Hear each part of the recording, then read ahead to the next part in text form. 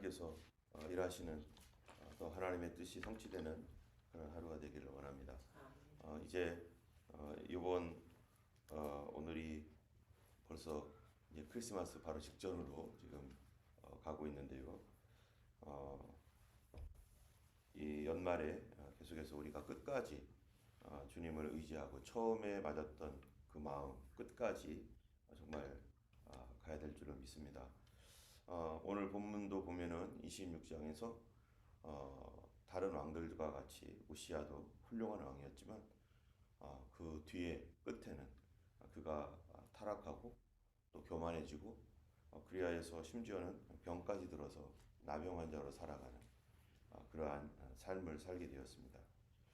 유다에는 여러 괜찮은 왕들, 훌륭하다고 하는 그런 왕들이 있었습니다. 그런데 그들 중에 상당수는 이 후반이 별로 그렇게 썩 좋지 않은 그런 결과를 갖게 되는데요. 그것은 당장 우리가 바로 그의 아버지 아마샤가 그랬고 또 그의 할아버지 아마샤의 아버지였던 요아스가 그랬습니다. 이 요아스는 처음에는 정말로 생명의 은인인 여호야다의 말을 들으면서 하나님 말씀에 순종하고 그리고 그가 왕위에 올랐을 때 교회를 사랑해서 무너져 버렸던 성전 그거를 다시 보수하고 그러면서 믿음으로 이렇게 가다가 또 후반에는 그가 마음이 변질되어 가지고 이제 자기를 늘 도왔던 고모부 여호야다 제사장이 돌아가신 뒤에는 방백들의 말을 듣고 정치 집단, 정치적으로 힘 있는 사람들 그런 사람들의 말을 들으면서 마음이 기울이더니 결국에는 그가 하나님을 떠나는 그러한 사람이 되었죠. 배은망덕하여서 끝에는 자기의 고모부, 자기의 은인이었던 고모부의 아들이었던 이 고종사촌이 바로 그가 그 스가랴의 이 뭐예요? 이 스가랴인데 그가 하나님 말씀 앞에서 바르게 살으라고 그렇게 선지자로서 외쳤었을 때 듣기 싫다고 그를 죽이는 그런 악한 짓을 저질러서 요아스가 결국에는 작은 무리의 그 아람 사람과 전쟁을 하다가 하나님이 돕지 않고 그 일에 대한 벌로 인해서 그가 부상을 당하고 결국 돌아와서 자기의 신하들에 의해서 배반을 당하는 그래서 죽는 그런 비참한 그런 결과가 나왔는데 처음에는 너무나 잘하다가 마지막에 후반에서는 그렇게 잘못 갔었습니다. 그의 아버지 이 아사랴도 우시아의 왕 아마샤도 마찬가지였어요. 처음에 이제 하나님을 의지하고 그가 미약했었을 때는 하나님의 도움 안에서 그렇게 세워져 나갔죠. 그러다가 그가 여호와 보시기에 정직하게 행했는데 그러나 온전하지 않았다는 평가가 있죠. 그 정직하게 행했을 때는 그 주변에 있는 사람들의 말을 특별히 주의 종의 선지자들의 말을 잘 들었습니다. 아버지를 죽인 자를 그 가족들을 다 멸하는 것이 아니라 자기 감정을 내려놓고 하나님 말씀을 지키면서 그 가족들은 살려주고 거기에 직접적으로 연관된 사람들에 대한 처벌만 하고 그러한 그 선정을 베풀었고 또 전쟁이 일어나서 이 이스라엘의 사람들에게 이스라엘 북이스라엘에게 용병을 요청했지만 선지자가 그렇게 하지 말라고 하나님이 돕기도 하시고 패하게도 하시는 분이라고 하나님만 의지하라고 북이스라엘의 그 군대와는 하나님이 함께하지 않는다. 그러니까 하나님만 의지하라 라고 그렇게 조언을 해줬었을 때 그 아마샤가 듣고 그 조언대로 순종함으로 말미암아서 에돔을 격파하고 승리를 했습니다. 그러나 그가 이제 강성해지고 에돔을 격파했다라는 그 자만심과 또 유다 북이스라엘이 가면서 뭐를 했어요? 약탈을 했던 그거에 대한 교만함, 그거에 대한 분노 이런 교만과 분노를 통해서 이제 그가 하나님을 떠나게 되었고 이방신들의 풍속, 세계관 그런 가치관으로 그 패배했던 그 에돔의 신을 자기에게 갖고 와가지고 그에게 그 신들을 분양하는 이런 말도 안 되는 그런 일들을 행하면서 그의 자신감 때문에 그의 교만함 때문에 그도 무너지고 나라도 엉망이 되어서 결국에는 아마샤도 자기 신하들에 의해서 그만 죽음을 당하는 이런 배반을 당하는 그런 일들이 이 그때 있었죠. 그러고 나서 이제 우시아라는 왕이 이제 다시 왕이 되었습니다. 어, 그 아마샤가 이제 어, 하나님을 배반하고 떠나서 포로가 되고 다시 돌아오고 하는 이런 과정에서 이제 우시아가 이제 아버지가 돌아가신 뒤에 왕이 되었는데 그의 나이가 16살 때 왕이 되었습니다. 아버지 아마샤가 이제 열조들의 묘실에 죽어서 이제 홀로 이제 통치해야 되는 그런 상황에서 우시아가 16세에 왕이 되어 52년간을 다스리게 되었는데 이 아버지와 공동으로 통치했던 14년이 있어요. 나머지는 자기 홀로 40년을 다스렸죠. 왜냐하면은 이 아마샤가 이스라엘과의 전쟁에서 포로가 돼가지고 끌려갔다가 그리고 다시 돌아와서 이제 15년간을 더 살게 되었는데 그 동안에는 아무것도 별로 할 수 있는 힘이 없었습니다. 그 아버지가. 그러다 보니까 우시아가 아버지와 함께 공동 통치하면서 이제 나라를 다스리게 되었는데 이 사절에 보면은 뭐라고 되어 있냐면은 우시아가 그의 아버지 아마샤의 모든 행위대로 여호와 보시기에 정직하게 행하며 이 아마샤에 대한 어떠한 내용이 그 전에 아마샤가 행했던 그 일들 아마샤가 순종했던 그 일들에 대하여 하나님께서 그것을 여전히 좋게 평가하시고 계십니다. 비록 그가 후반에 좀 무너져 가지고 좀 비참하게 되었지만 그러나 그가 세웠던 그러한 그 업적들에 대해서는 올바르게 좋게 평가를 하고 있는데 그런데 바로 우시아도 아마샤처럼 그 모든 행위대로 여호와 보시기에 정직하게 행했어요. 그런데 정직하게 행했는데 더 중요한 게 뭐냐면은 이 아마샤에게 있었던 말과 똑같습니다. 정직하게는 행했으나 온전하게 하지 않았다라고 하는 이 문제 때문에 정직하게는 초기에는 다 정직하게 간다는 거예요. 누구든지 처음에는 왜 그렇게 정직하게 갑니까? 힘이 없고 연약하기 때문에. 그래서 하나님 말씀에 순종하려고 하고 하나님을 의지하는 마음. 그래서 우리가 보면은 이 아이들 또 청소년 시절에 은혜 받은 아이들 보면요 얼마나 뜨겁게 기도하고 하나님께 헌신하고 자기를 하나님께 드리겠다고 하고 이 10대, 20대 초반에 하나님을 경험했던 그런 청년들과 아이들이 얼마나 뜨거운 마음으로 그렇게 갑니까? 그런데 시간이 지나면서 어떻게 되는 거예요? 그들이 가지고 있었던 그 정직한 마음, 하나님의 뜻대로 살고자 했던 순수한 마음이 시간이 지나가면서 다 사그러지고 나중에는 어디로 갔나 없어지기까지 합니다. 저도 어렸을 때 우리 함께 은혜 받고 같이 늘 기도했던 사무엘 기도라고 하는 기도팀이 있었는데 거기서 늘 함께 기도하며 그렇게 믿음 생활하고 저녁에 와가지고 막 기도했던 그때 형들도 있고 동생들도 있고 후배도 있고 그렇습니다. 그 시절에 정말로 믿음으로 함께 기도했던 그러한 동료들 가운데 거기서 끝까지 가는 사람들이 있어요. 그래서 거기서 목사가 그리고 그 당시 한 8명, 7, 8명이 우리 학생들이 모여서 늘 저녁마다 기도했는데 거기서 목사님이 된 분이 한 4명 정도 돼요. 엄청 많은 거죠. 8명, 9명 중에 그렇게 늘 매일매일 기도했던 애들이 4명 정도가 저를 포함해 가지고 4명 정도가 하여튼 그렇게 목사가 되었어요. 5명일지도 모르게 헷갈리는데 그런데 그때 이제 뭐 오다 안 오다 오다 안 오다 하고 뭐 또 한참 동안 열심을 냈던 그 몇몇 사람들은 지금 교회도 안 나오는 예수님을 안 믿고 지금 떨어져 나간 사람도 있습니다. 뭐든지 참 처음에는 다 불같이 막 다 하는데 그거를 끝까지 가는 거가 얼마나 소중한지 모릅니다. 예전에는 누가 그러더라고요.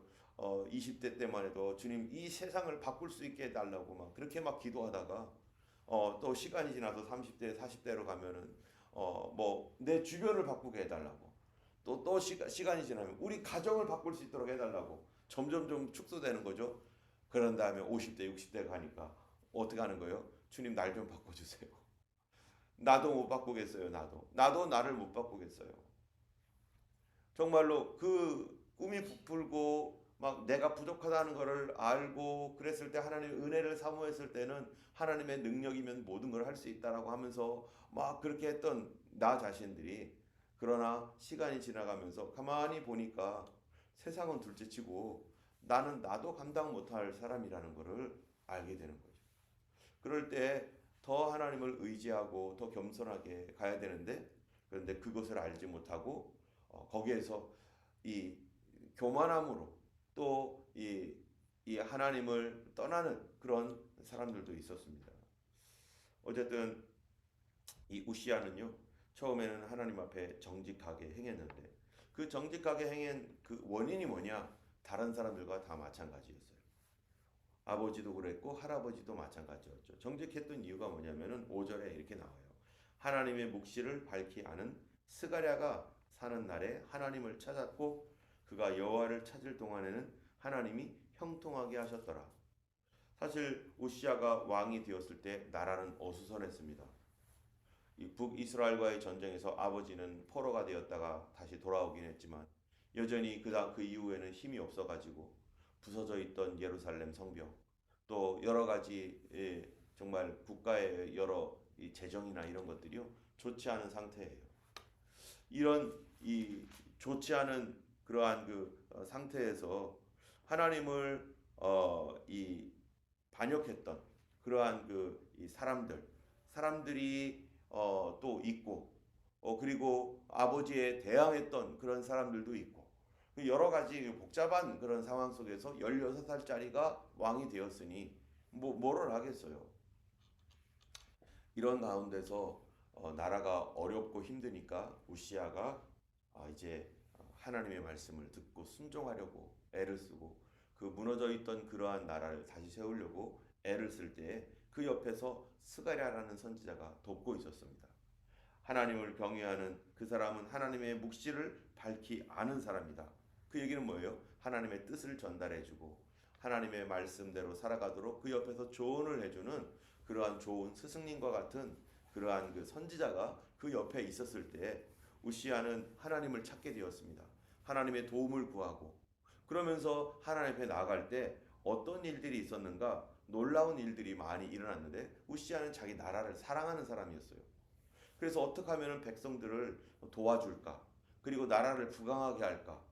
그래서 그 전에 있었던 사람들과 달리 우시아에 대하여 이 성경에 보면은 여러 이야기를 하는데 우시아가 내적으로 정치를 할 때 먼저는 국방에 있어서는 예루살렘을 튼튼히 하기 위해서 망대를 설치하고 하는 것은 이건 당연한 것이었죠. 6절에 보니까 그래서 이러한 이 많은 그이뭐 9절 6절부터 7절 8절 9절 보면 10절까지 보면은요 이러한 망대를 세우고 또 그래서 그걸로 해서 견고하게 성을 견고하게 하는 일들. 그런데 그것뿐만 아니라 10절에 보면은요 이 물 웅덩이를 만들었다는 거예요. 물웅덩이를 광대를 광야에 망대를 세우고 물웅덩이를 많이 파서 고원과 평지에 가축을 많이 길렀고 여러 산과 좋은 밭에 농부와 포도원을 다스린 자들을 두었으니 농사를 좋아함이었더라. 그게 무슨 말? 농업을 막 장려하고 그래서 자연과 흙을 사랑하고 그래서 땅을 아름답게 가꾸기 위해서 그런 여러 가지 관계의 수로나 또는 물들을 댈 수 있는 이러한 정책들로 인해서 수확량이 당연히 많아지고 국민들이 그 당시에 옛날에도 우리는 농자지 대본야라 뭐 해가지고 농사가 모든 일에 큰 근본이다. 국가의 근본이다. 오늘날도 마찬가지죠. 오늘날도 뭐 공장들도 많고 여러 가지 많지만 농사 안 지으면 어떻게 되겠습니까? 아무리 뭐 바깥에서 뭐 공장에서 이런 저런 거 만든다 하지라도 그런 모든 음식물은 다 농사지어서 나오는 거예요. 땅을 통해서 나오는 거거든요. 그래서 농업을 경시하면은 그 나라는 망하게 돼 있어요. 아무리 공업을 통해서 이익이 많이 남지만 공업을 아무리 많이 하더라도 농사를 포기하는 나라는 반드시 다른 나라의 속국이 될 수밖에 없습니다. 그렇기 때문에 자기 나라가 자급자족할 수 있는 그러한 기반을 충분히 갖춰야 되는데 지금 오늘날 어떻게 하고 있어요? 자급자족하지 않고 여기저기서 이 나라는 이거 잘하고 저 나라는 그 우루과이 라운드나 그런 게 그런 거 아니겠어요? 어디는 포도를 하고 어디는 쌀을 하고 어디는 뭐를 해가지고 서로 무역하게 해가지고 이것을 풍부하게 하자라고 하면서 그래가지고 뭐 멀쩡한 땅 갈아엎고 막 옛날에 그러니까 농사꾼들이 막 그냥 막 난리가 나가지고 막 이러잖아요. 그런데 그런 것들도 좋긴 한데 정말 가장 근본적인 거는 뭐냐? 바로 어느 정도 자기들이 충분히 어떠한 저쪽에서 무슨 상황이 일어날지라도 우리 자체에서 그거를 감당할 만한 이런 수준의 농업은 계속해서 해야 되는 거거든요. 그런 걸 하지 않으면 반드시 속국이 돼버릴 수밖에 없습니다. 당장 먹을 게 없는데요. 돈 아무리 갖다 줘도 그거 안 하겠다는데. 그래서 세계를 지배하고자 하는 그런 악한 사람들, 그런 사람들이 가지고 있는 루트가 뭡니까? 바로 석유도 자기들이 이렇게 막 가지고서 이 전 세계를 이렇게 쥐락펴락하고 있는 것처럼 뭐예요? 그 대단 농산물 회사들 그리고 그 유통 회사들 그래서 엄청난 쌀과 이런 그 농산물들을 전 세계로 공급하는 그런 사람들 이런 것들을 잡아가지고 이 나라는 풍년이 되어도 저쪽에는 굶어 죽는 일이 생기게 되는 일이 뭡니까? 바로 이 농산물을 자기가 독점을 해가지고 그거를 다 사서 자기가 가지고 있다가 이 가격이 오를 때에 팔고 어디는 유통하지 않고 어디는 엄청나게 넣어주고 이런 것들을 통해서 전 세계에 이 사실 전 세계의 곡물이나 이런 것들이 모든 사람들이 먹을 수 있도록 되어 있는데 그런 것들이 잘 되지 않고 어디는 굶어 죽하는 이유가 뭡니까? 바로 이 공급하는 사람들, 유통망 갖고 있는 이런 사람들이 자기들의 이익 때문에 사람들이 죽어나가는 것들을 무시해버리고 돈 때문에 수많은 그런 악행을 저지르고 있기 때문에 그렇죠. 어쨌든 이 우시아 왕 당시에는 농업을 장려해서 나라가 부강해지고 그렇고 있습니다. 또 축산, 이 동물들을 기르는 것도 마찬가지죠. 그래서 이런 것들을 통해서 나라가 이제 국방이라든지 농업이라든지 경제 이런 것들이 굉장히 좋아지고 있는데 그런데 이러한 일들이 그냥 좋아진 것이 아니라 성경에 보니까 그 뒤에 누가 계신 거예요? 하나님이 돕고 계셨다는 겁니다. 왜냐하면은 아버지를 반역했던 사람들 세력도 있고 예루살렘 여전히 연약하고 자기의 기반도 연약한 가운데서 왕이 되어서 갈 때 그 얼마나 주변에 신하들이나 이런 사람들 정치꾼들 이런 사람들이 얼마나 강력합니까?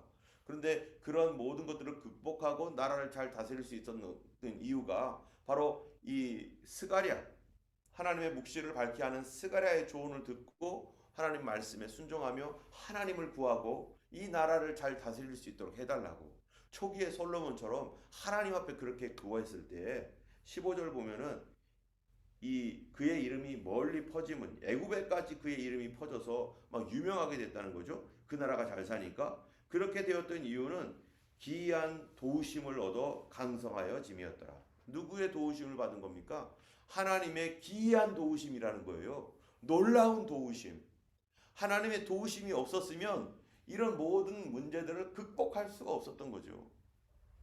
우리도 이 호주에 와서 살면서 여러분들이 많이 경험하며 겪었던 일들 참으로 힘들고 어려울 때 하나님 앞에 기도하고 하나님의 도움을 구하고 하나님 앞에 부르짖고 철야하고 새벽에 나가고 금식하고 살기 위해서 하나님을 구했었을 때 하나님의 기이한 도우심으로 지금까지 이렇게 오게 되었고 정말로 이 영주권이 없고 또 뭐 돈이 없고 뭐 여러 모든 문제들 앞에 하나님 앞에 기도하여 많은 사람들이 그런 간증들이 있을 것입니다. 그렇게 하나님을 찾았었습니다. 그리고 그때는 하나님이 그 길을 그들을 도와주시고 지켜주셨습니다.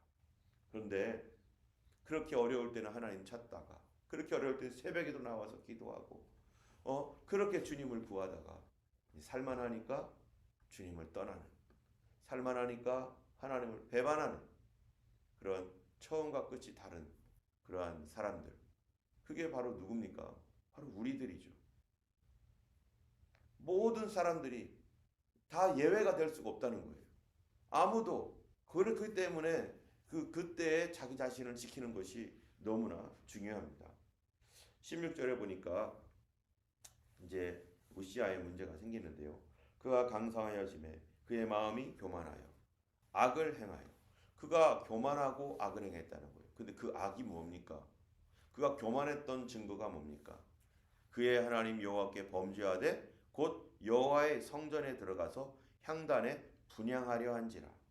하나님의 성전에 들어가서 이제는 자기가 향단에 분향하려 했다. 여러분, 향단에 분향하려 했던 사람이 누구죠? 향단에 자기의 일이 아닌데 향단에 분향한 사람, 바로 이 사울이죠. 사울. 자기가 제사를 드렸어요. 근데 이거는 이 그 당시에 중근동 지방에 있었던 다른 나라들은 다 그렇게 했습니다.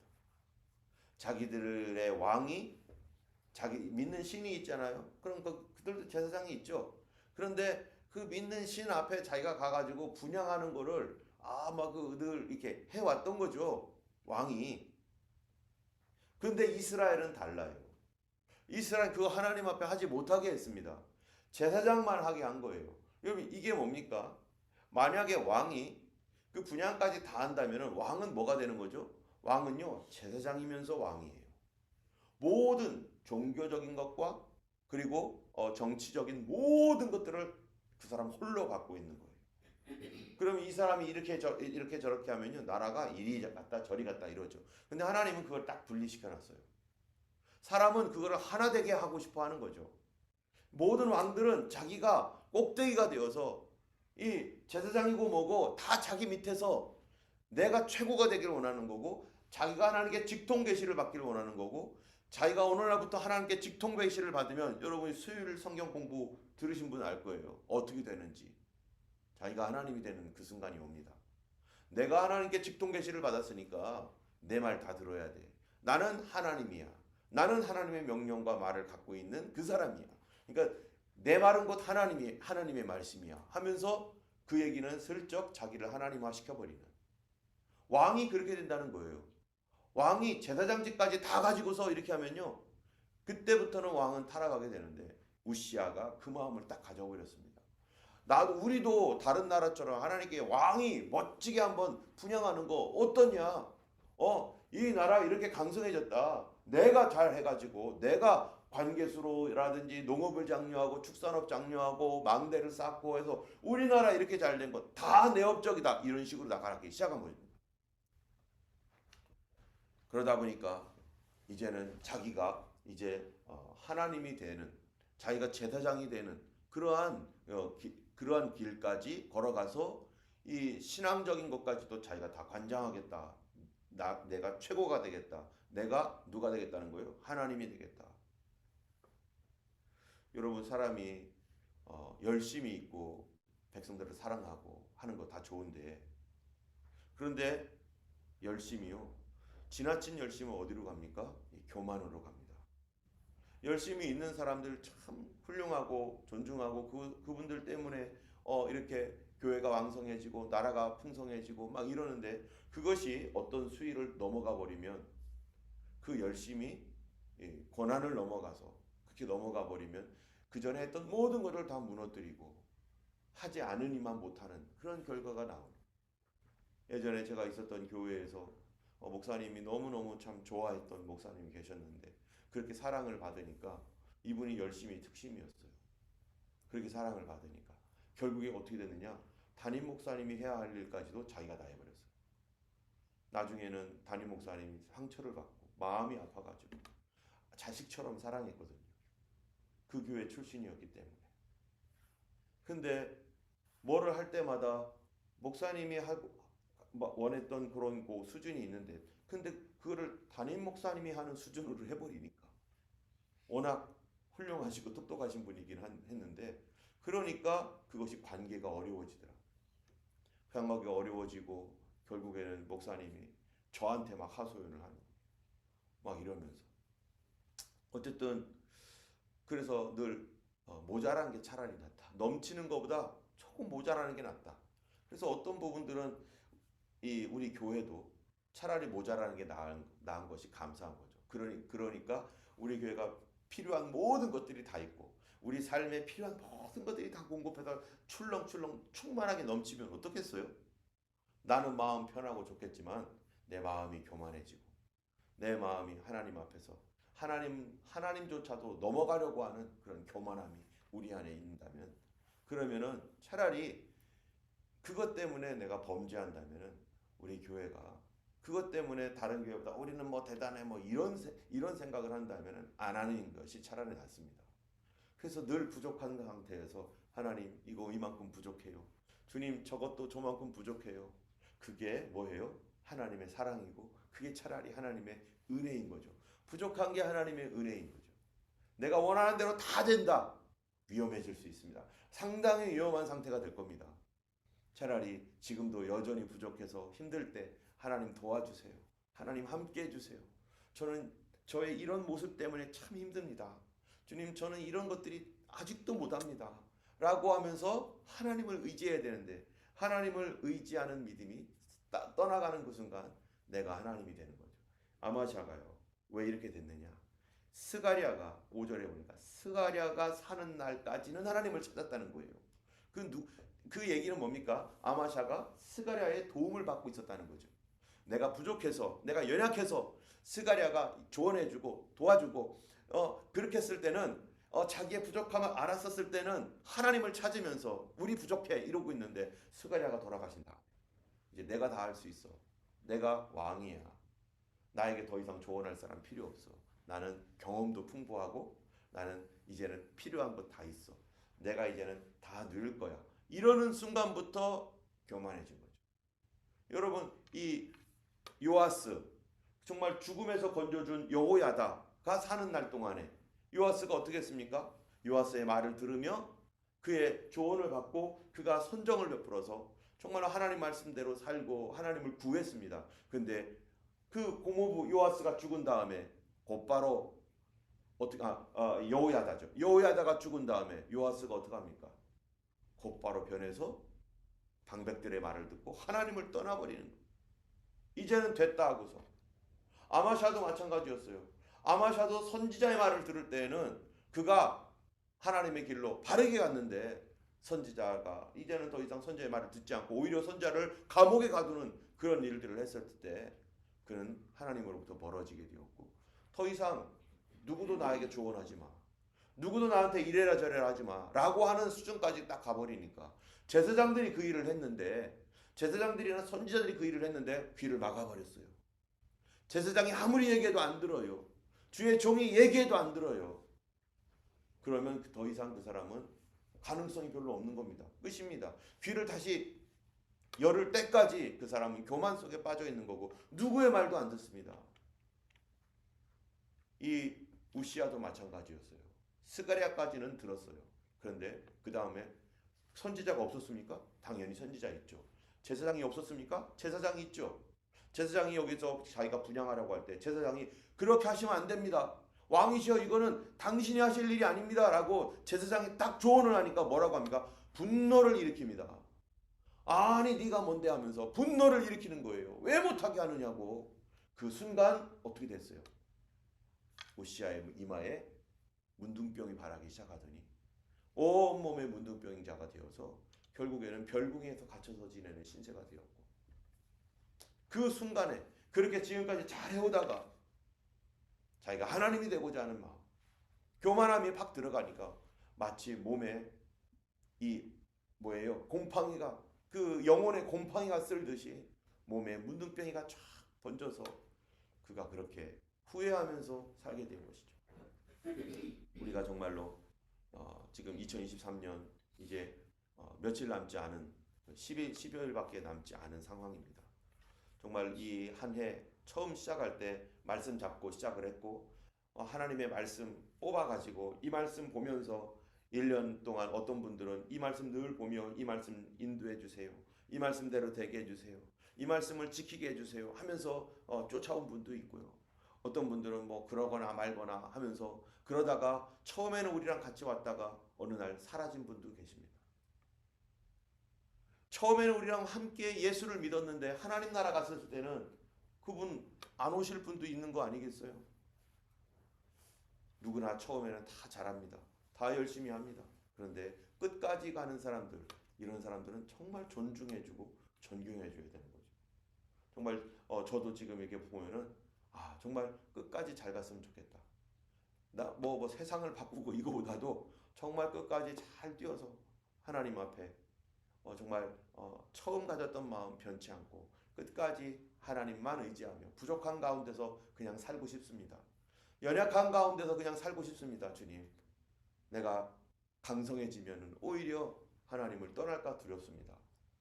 우리가 항상 부족함을 감사하면서 늘 주님을 의지하고 늘 주님께 기도하며 늘 감사하며 살아가는 우리가 되길 원하고, 오늘 저녁 기도회 때도 또 부족함을 가지고서 감사한 마음으로 하나님 부족하게 하셔서 감사드리고, 이 부족함을 통해서 또 주님의 능력을 경험하고 체험하게 해주세요. 우리 몸의 연약함도 오히려 감사한 것은 나를 하나님 아버지 앞에서 다시 믿음으로 세우게 하시려고, 다시 하나님의 체험을 얻어서 간증케 하시려고 하실 줄로 믿습니다. 우리 주님께서 그렇게 세워주시옵소서.